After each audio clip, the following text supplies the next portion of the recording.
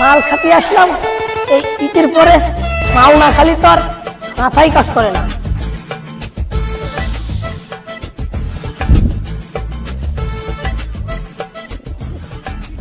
কি মাল যাতেছে মেহেদি ভাই, এই বাসা সব উপর দিয়ে উঠে চলে যাচ্ছে।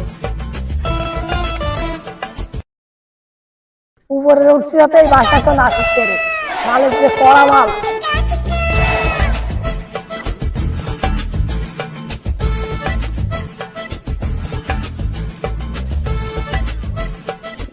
ধান কড়া ভাঙ্গাতে হবে, সকালটা কোথায় গেল? তামে এদিকে দি, এই বস্তাটা ধর। ধরো আব্বা, নে নে মাথায় নে। দাও দাও দাও দাও দাও দাও দাও দাও। আমি কার মাথায় দিচ্ছি? তোর মাথায় তো তুই নিচ্ছি। নে, আমার তো চেয়ার না, তুমি নাও, আমার ঘাড় ভাঙে যাবে না, তুমি নাও। আমার বুড়ো হাড় বুঝিস নে, নীতি গেলি যদি ঘাড় ভেঙে যায় তুমি নাও। আমি এই বস্তা তুইও নিবি না, আমিও নেবো না।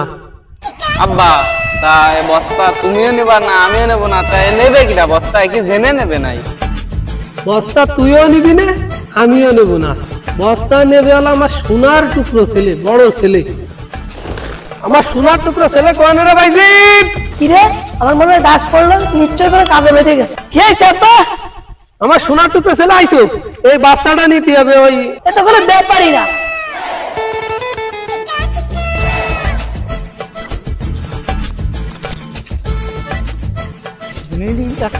খালি বলো দুর্গান। আরে কুরবান শাহ, তোমার সাল তুমি কি খাও বাউদিনী? ঠিক বাস্তাটা ঘাড়ে করে নিয়ে দেখ ধরে একে চলে যাচ্ছে, কত শক্তি হয়ে পড়িছে। তোমার সালে কি খাও একটু কও মানে শুনি।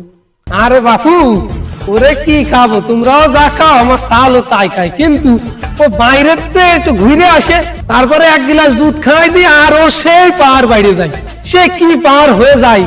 খবরদার ওর সাথে কোনো জ্ঞানজাম মারামারি করে না, তাহলে কিন্তু আমি ঠেকাতে আর বলো না বাপু।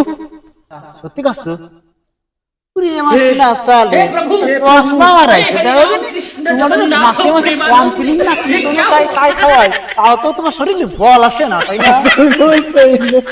আচ্ছা মনে বাদি, তোর বড় ভাইরে তোরা কি খাস, তাই আমার সাল একটু খা, মানে দেখতেছিস কেউ নেশা হয়ে গেছে। আচ্ছা তাহলে চাচা, আমি খবর নিয়ে আপনাকে জানাবানি। আচ্ছা মনে তাহলে জানাইস কিন্তু। আচ্ছা তাই চাচা, জান।